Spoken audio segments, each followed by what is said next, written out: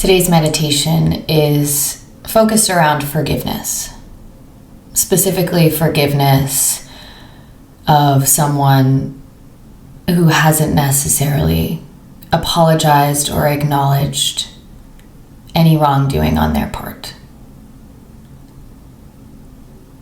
If that resonates, then welcome. Find a comfortable orientation with your body. Maybe make a few shakes, movements, and then start to settle in. Close your eyes or soften your gaze. You can find a focal point in front of you if you'd like to keep your eyes open. Whatever helps you drop in. Whatever makes this practice more accessible.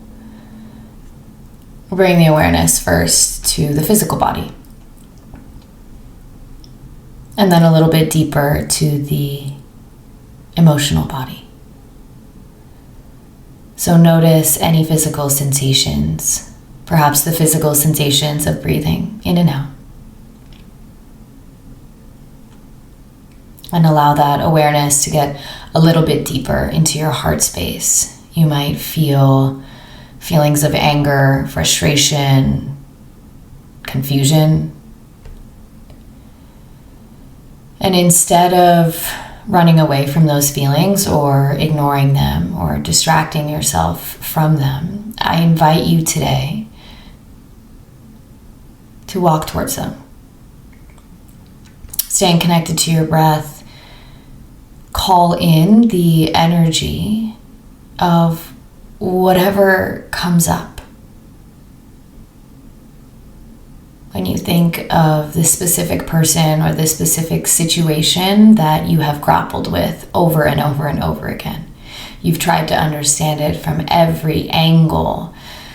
You've debated them in your mind hundreds and hundreds of times. I laugh because I have had these moments and experiences.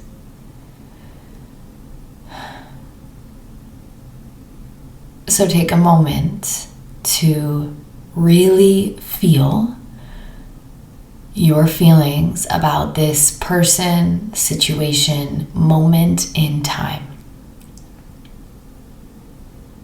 They are valid and they're here.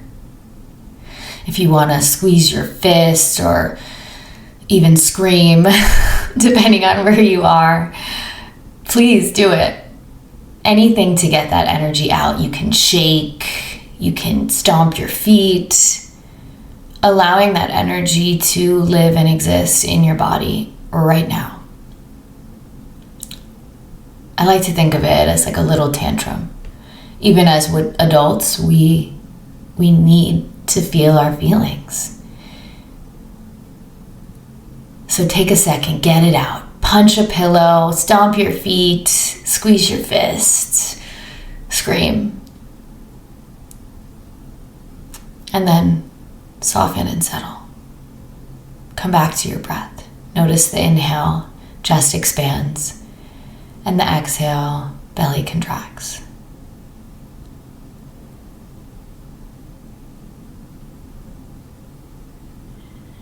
Now recently in my life, I have put a lot of effort, energy, attention into the art and practice of forgiveness. I say practice because it's a practice.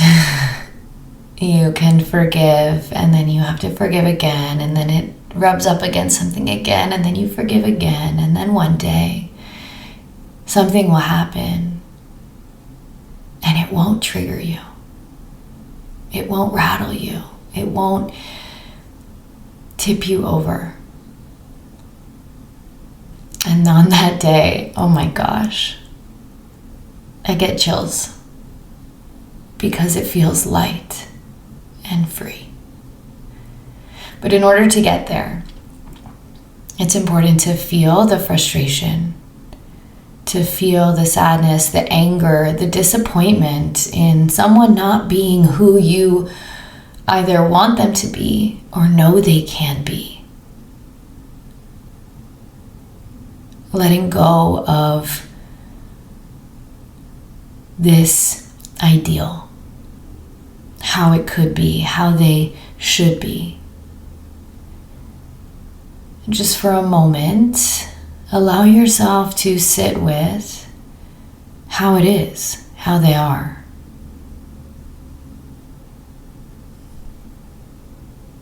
They are the way that they are, not because of you, but because of how they grew up, how they were raised, the experiences that happened to them, the challenges, the obstacles, all of that. Just like you have had in your own way difficulty in life. This person, this experience, it's quite possible that it has very little to do with you and absolutely everything to do with them. So just for a second, play with that idea that whatever it was, whoever it was, whatever happened had nothing to do with you. You were just there. And as you were there, witnessing, observing, analyzing, understanding, you formed opinions, right? From your perspective, that's totally normal.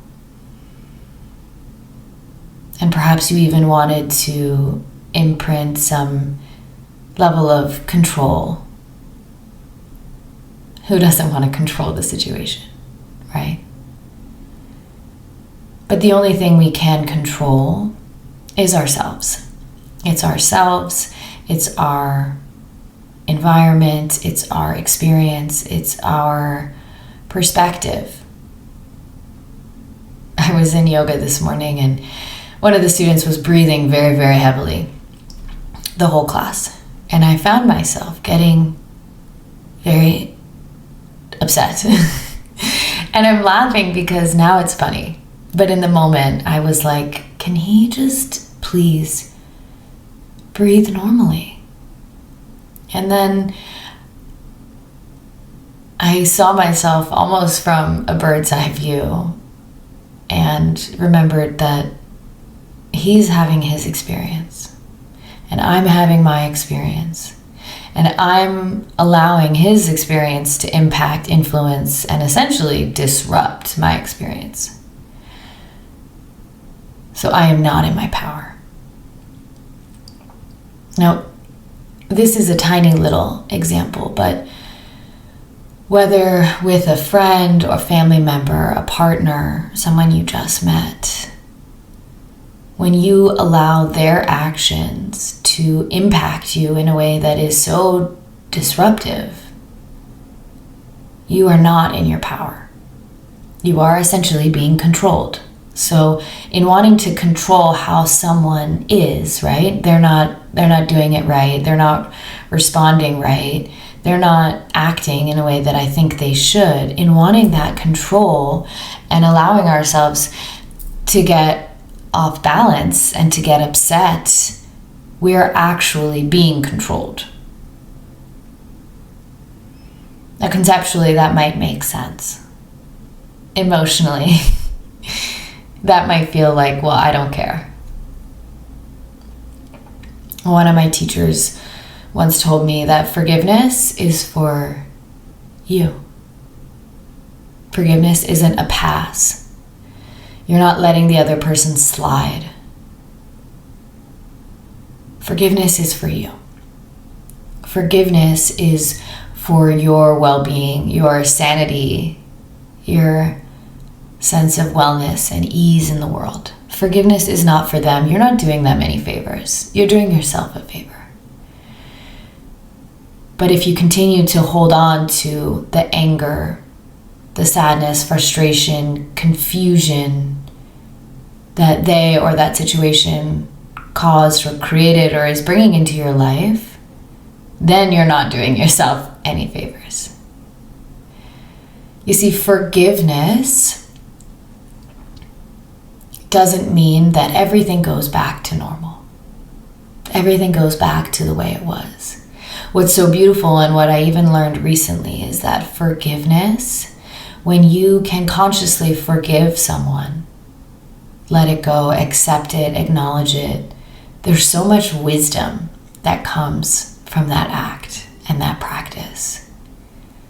When you can release them, that moment, from your mental real estate, from your energy body, from your emotional body, you create so much space for all this other beautiful potential.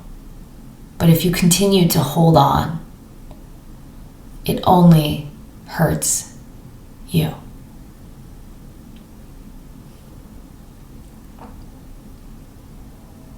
And so forgiveness, it's not a selfish act, but it's also not a selfless act.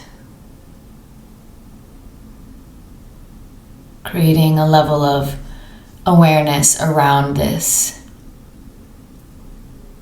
is what will help put it all down. They might not ever change. The situation that you are struggling with, it might not ever change. But guess what? You will. And even though you didn't choose this to be happening, it's happening, or it has happened. And so you do in this moment have a choice of how you want to respond and how you want to experience this moment, this life, moving forward. There is a choice here.